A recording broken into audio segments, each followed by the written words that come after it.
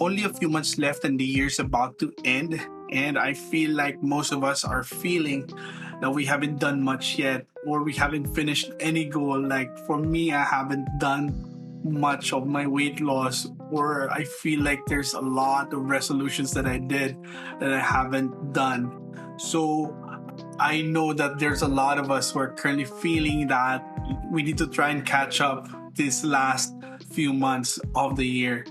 And catching up seems like it's putting unnecessary pressure to ourselves, and it feels like it's bound to fail because things are being forced. Remember when we were taking exams back in college or for a licensure exam? We prepared for months before the actual day. How about we do something the same for the next year? How about we focus the last few months in preparing for the new year to come? Let's create a life plan. For my life plan, I call it a refresh plan. So, how do we start this?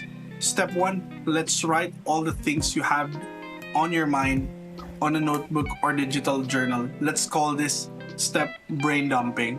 It could be a goal, a problem, or whatever you think about. List down all the things that bothers you or things that you want to improve about your life. Don't hold back. Remember, these are things you feel like will encounter in the following year. No need for solutions, just write everything down. Step 2. Once your brain is drained and all the thoughts are written down, we start building our life plan. I call mine Refresh Plan because I use 5 categories to organize my list: finance, fitness, faith, future, and family. And if you look at your keyboard, you press F5 to refresh. So, what are we doing right now? We're refreshing our life. Explain each category. Finance, this is all things about money. It could be your emergency fund, all your financial goals, all your debt paying. This is where this category comes in. Fitness, this is where we put anything that deals with our health. So it doesn't always have to be about weight loss or being buff. This could also include like personal habits that we want to change or something about our mental health as well. Faith, this category could be where you deal anything about your spirituality. Each person has his own kind of faith, so this will really depend on what you feel about this category. It could be more meditation time, or you need to go to church every Sunday, have a personal relationship with Jesus. That's you. So this is where you put that. For future, these are all the items that most likely deal with your career or personal hobbies. Like for the future you want to be a CEO of your own company, or for future you want also to have new hobbies, like you want to go on nature hikes and whatnot, or you want to able to perform in public with your new learned instrument. So that could be in this category. And lastly, family. This category deals with your relationships. It doesn't have to be solely about your family, but it could also include your friends. Also, it could be goals about you wanting new friends or doing new activities you want to do with them. And this is where you can cultivate your network as well. So we will put everything in this category. So that's the 5 categories. So again, finance, fitness, faith, future, and family. After brain dumping on my notebook, I transferred everything to my Notion page, and I created this sort of Kanban setup where I can see all the to-dos in progress and what are the things that are done. And this is crucial because in the next step, in step 3, in each category, we have to rank everything you have written based on priority. It depends on how you prioritize. You want it from 0 to 10, or you want to put it in low, mid, high priority. It depends on what kind of level of prioritization you want to do. So, and the important thing for this one is this will help us see what our main focus for each goal. Step 4. After ranking everything on your page, we need to create a mission statement for each category.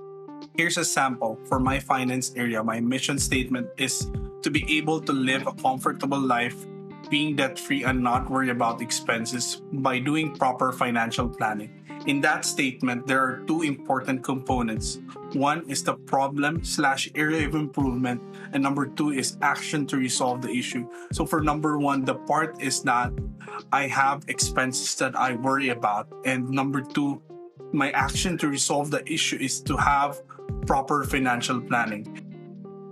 In the first place, we created the refresh plan because we have a problem that we need to resolve or a goal we want to achieve. Since we have written the problem and goal, it is actually us acknowledging that it is a problem in our life that we want to resolve. This will help us give the direction for the following year. Acknowledging the item, then having the action to resolve it. Last step is knowing the ideas are now in place and the direction has been set. Let's pick only 2 to 3 categories to be our main focus for the year. But for sure, looking at the list we've made, there will always be categories that will have more items added versus the rest.